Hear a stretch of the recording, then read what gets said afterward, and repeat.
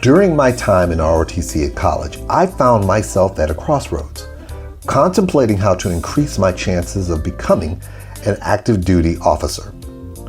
Among the options were 3 additional activities that cadets were encouraged to participate in, which would enhance their attractiveness for active duty. These included cadet troop leadership training, a month-long program, an air assault training, which was a 10-day course where you learned how to jump out of helicopters, and Airborne Jump School, a 3-week program. Without much guidance or consultation, I heard fellow cadets discussing how Airborne Jump School would be a desirable choice. Influenced by their opinions, I made the decision to attend Airborne Jump School after completing advanced camp.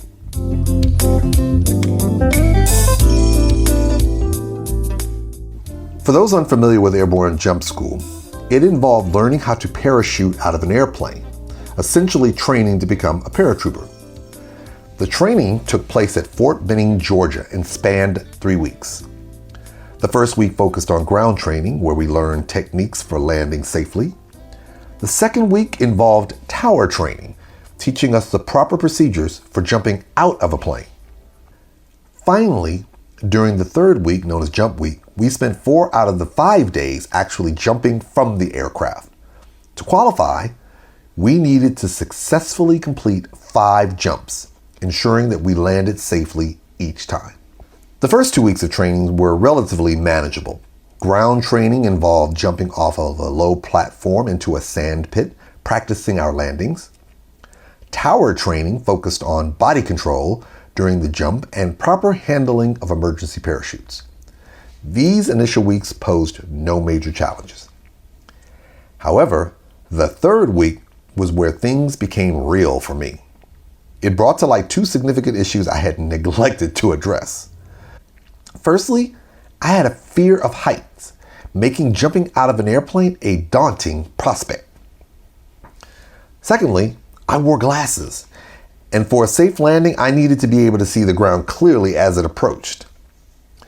Unfortunately, being nearsighted meant that without my glasses, I could not adequately prepare for landing when the ground rapidly approached during the descent.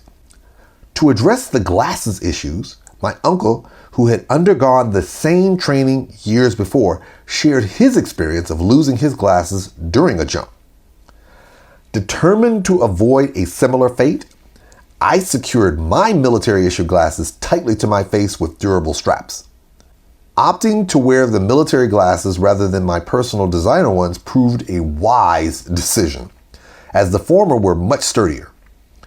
However, my fear of heights remained an unresolved concern. So on the morning of the first jump, as we underwent pre-jump briefings and prepared our gear, the instructors emphasized a critical point. Once you board the plane, the only way off is by jumping out. There is no option to return to the ground on the aircraft. This sobering realization intensified my anxiety, and as I boarded the cargo plane with my group of 10, I desperately searched for any way out. To my relief, a young lady standing at the door expressed her inability to jump. If she was forced out, I knew I had no choice but to follow suit. However, despite her resistance, the jump master pushed her out, setting off a chain reaction as the rest of us followed suit. All my reservations dissipated at that moment. I realized that if I wanted to escape the situation, I had to face my fear head on and jump out the plane. With no way to talk myself out of it, I braced for the impending jump. I found myself in the 3rd position in line, waiting for my turn. The moment arrived, and I catapulted out of the plane. The sensation of free falling, the chaos of being airborne, and the requirement to count to a specific number before ensuring my parachute deployed added to the surreal experience. Thankfully, I felt the jerk, indicating that my parachute had successfully opened. I looked up and saw my glasses intact, clinging to my face. A wave of relief washed over me. However, my excitement got the better of me, and I could not resist screaming with joy. This enthusiasm inadvertently caused issues as the ground instructors, trying to communicate important instructions through their megaphones, repeatedly told me to be quiet. Oblivious to their requests, I was consumed by the exhilaration of surviving the jump. As I descended towards the ground, roughly 1,500 feet below, I prepared for the landing. Unfortunately, all the instructions about landing techniques seemed to fade away as reality set in. When the ground approached, I braced myself, expecting a controlled landing. To my surprise, I ended up landing feet first one time and face first another time.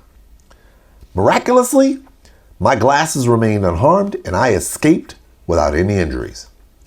I picked myself up, checked my legs, checked my arms to make sure I didn't have any fractures, thankfully finding none, retrieved my parachute, and walked away with a mixture of relief and pride.